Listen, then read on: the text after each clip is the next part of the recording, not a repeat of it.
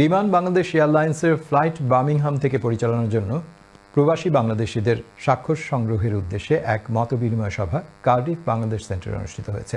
অনুষ্ঠানে বক্তারা বার্মিংহাম থেকে অবিলম্বে ফ্লাইট চালুর জন্য জোরালো দাবি জানান। বিস্তারিত আমাদের প্রতিনিধি মুস্তাফা সালেহ লিটনের রিপোর্টে।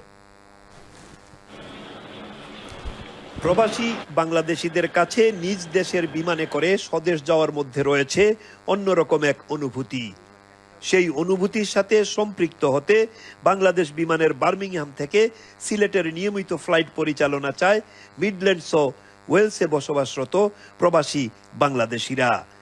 27 এপ্রিল কার্ডিফ বাংলাদেশ সেন্টারে এই দাবিটি নিয়ে বিভিন্ন শহরে স্বাক্ষর সংগ্রহের জন্য স্থানীয় কমিউনিটির সাথে এক মত বিনিময় সভার আয়োজন করেন বার্মিংহাম সিটি কাউন্সিলের কাউন্সিলর মমতাজ হোসেন ও কার্ডিফ সিটি কাউন্সিলের কাউন্সিলর সালে আহমদ। তারা স্বাক্ষর কর্মসূচিতে অংশগ্রহণের জন্য সবার প্রতি আহ্বান জানান। Please do sign the form, sign the petition, fill in the survey. Please sign the petition in favor of Biman Bangladesh Airlines flying from Birmingham.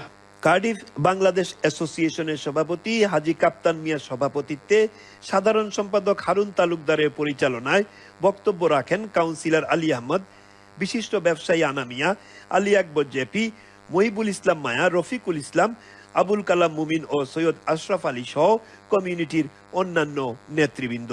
বক্তারা বলেন, প্রবাসীদের দীর্ঘদিনের দাবি থাকা সত্ত্বেও বার্মিংহাম থেকে বাংলাদেশ বিমানের কোনো ফ্লাইট পরিচালনা করা সম্ভব হয়নি।